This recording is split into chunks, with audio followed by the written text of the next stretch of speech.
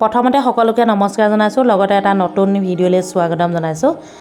আজিও এটা নতুন পদ্ধতি সংযোজন কৰি আপোনালোকলৈ লৈ আহিছোঁ থলুৱা মাছৰ এটা ৰেচিপি। আশা ৰাখিছোঁ আপোনালোকে ভিডিঅ'টো প্ৰথমবাৰ শেষলৈকে চাব, চাই কেনে পালে জনাবলৈ মোক নেপাহৰিব।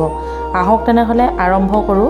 2.5 কেজি ওজনৰ এটা শাল মাছ লৈ থৈছিলোঁ, সেইটো আপোনালোকে গম পায়। আজিও এনেধৰণে 4-5 পিচমান উলিয়াই লৈছোঁ। লগতে আছে সৰু সৰু নদী মাছ দুটাও আছে। একেলগে নিমখ, হালধি, ৰেড চিলি, অকণমান ঘৰতে পিচি লোৱা কিছু মছলা এনেধৰণে সংযোজন কৰি অকণমান আজি বেলেগ টাইপত বনাই খাবলৈ ইচ্ছা গৈছে, সেয়েহে ভাবিলোঁ নিজেও খাওঁ সোৱাদ লগাকৈ, লগতে অকণমান মিঠাতেল দি লৈ চাওঁ।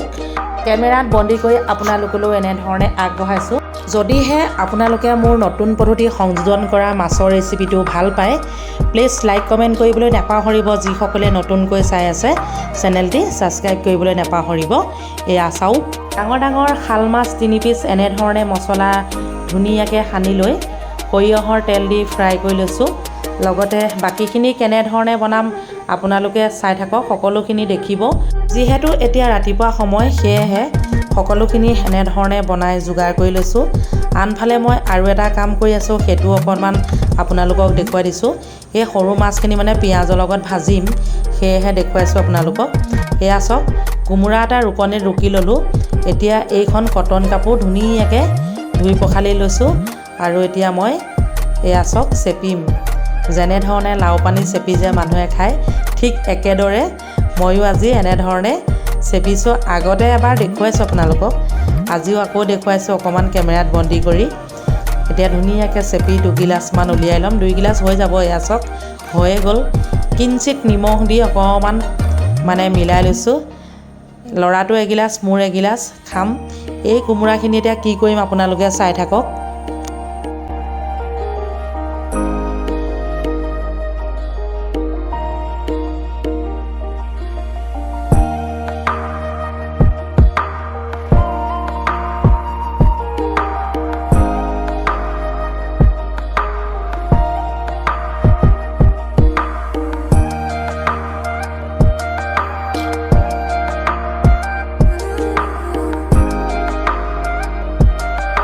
ৰাতিপুৱাই এনেধৰণে খালী পেটত খালে আমাৰ কাৰণে বহুতেই লাভদায়ক, সেয়েহে আপোনালোকক দেখুৱালোঁ। ইতিমধ্যে সৰু মাছ কিপিচ অকণমান তেল পিঁয়াজ দি ধুনীয়াকৈ ভাজি আছোঁ। লগতে কোমোৰা জুচখিনি খোৱাৰ পাছত এই যে ৰুকি লোৱা কোমোৰাখিনি মই ইয়াতে যোগ কৰি দিলোঁ। এয়া চাওক, এই কোমোৰাখিনি দালিৰ লগত দি খাবলৈও ভাল, মাছৰ লগত দি খাবলৈও ভাল, সেয়েহে নষ্ট নোহোৱা কাৰবাৰটো কৰিছোঁ। মানে এইখিনিনো কিয় পেলাই দিব লাগে কওকচোন। ধুনীয়াকৈ ৰুকনিত ৰুকি লোৱা ৰসখিনি খাই পেলালোঁ। এতিয়া এইখিনি এনেধৰণে মাছৰ লগতে মিশ্ৰণ কৰি খাই পেলাম। লগতে বুদ্ধিটো আপোনালোককো দিলোঁ। আমাৰ ঘৰতে হোৱা লোকেল কোমোৰাৰ ৰস যদি আপোনালোকে খাই, সঁচাকৈ কৈছোঁ অতিৰিক্ত শকত মানুহবিলাক ক্ষীণায়, আৰু লগতে ইউৰিক এচিডৰ কাৰণেও ভাল, আৰু আঁঠু বিষ থাকিলেও ভাল। সেয়েহে আপোনালোকক এই ভিডিঅ'টোৰ যোগেদি জনাইছোঁ, যিসকলে মানে আঁঠুৰ বিষ বা ইউৰিক এচিড বা অতিৰিক্ত শকত, যেনে মোৰ নিচিনাকৈ শকত হৈ মানে অকণমান ক্ষীণাবলৈ বিচাৰে, আপোনালোকে খাব। কিন্তু সদায় নাখাব, সদায় খালে বহুত ক্ষীণাই যাব। বহুত ক্ষীণাই গ'লেও শকত মানুহ দেখিবলৈ বেয়া লাগে। সপ্তাহত 2 দিন বা 3 দিনকৈ খাব। লগতে ভাত এসাঁজ দেখুৱাইছোঁ চাওক, এয়া মাছৰ জোল, লগতে আছে দালি, কোমোৰা চব্জি, নেমু, পিঁয়াজ, মাছ ফ্ৰাই, বেঙেনা ভাজি মানে বেঙেনা ফ্ৰাই কৰা, এটা ভোট জলকীয়া। ভাতৰ কাঁহীখন যদি আপোনালোকৰ পচন্দ হৈছে, প্লিজ কমেণ্ট কৰি জনাব। যদিহে কোনোবাই মন কৰে আমাৰ ঘৰলৈ আহিব, মোক খবৰ দি আহিব, এনেধৰণে এসাঁজ সুন্দৰকৈ খুৱাম।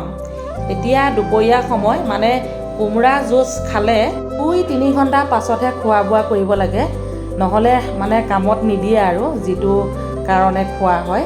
সেয়েহে মই 2-3 ঘণ্টা এনেধৰণে থাকিলোঁ। শেষত দুপৰীয়া সময় এনেধৰণে উলিয়াই এসাঁজ খালোঁ। আপোনালোকলৈও কেমেৰাত বন্দী কৰি আগবঢ়ালোঁ। যদি আজি ভিডিঅ'টো চাই ভাল লাগিলে, প্লিজ লাইক কমেণ্ট কৰিব। সকলোকে মোৰ চেনেলৰ তৰফৰ পৰা মৰম যাচিছোঁ। সকলোৱে কুশলে থাকক তাৰে কামনা কৰিছোঁ। যদি অতিৰিক্ত শকত মোৰ লেখীয়া হাতী, তেতিয়াহ'লে আপোনালোকে কোমোৰা জুচ খাওক। সঁচাকৈয়ে বহুতেই লাভদায়ক। আপোনালোকে বহুতে হয়তো জানে, বহুতে হয়তো নাজানে। ব্যৱহাৰ কৰি চাওক, তাৰপিছত মোক জনাবলৈ নাপাহৰিব। বন্ধু বান্ধৱীসকল, গোটেই ভিডিঅ'টোতে মই কথাখিনি পাছতে কৈছোঁ, আপোনালোকে নিশ্চয় বুজি পাইছে। ভাত খাই থাকোঁতে কথা পতাটো কেতিয়াও সম্ভৱ নহয়, সেয়েহে গোটেই কথাখিনি মই পাছত কৈছোঁ। কেনেকুৱা লাগিলে আপোনালোকে জনাবলৈ নাপাহৰিব।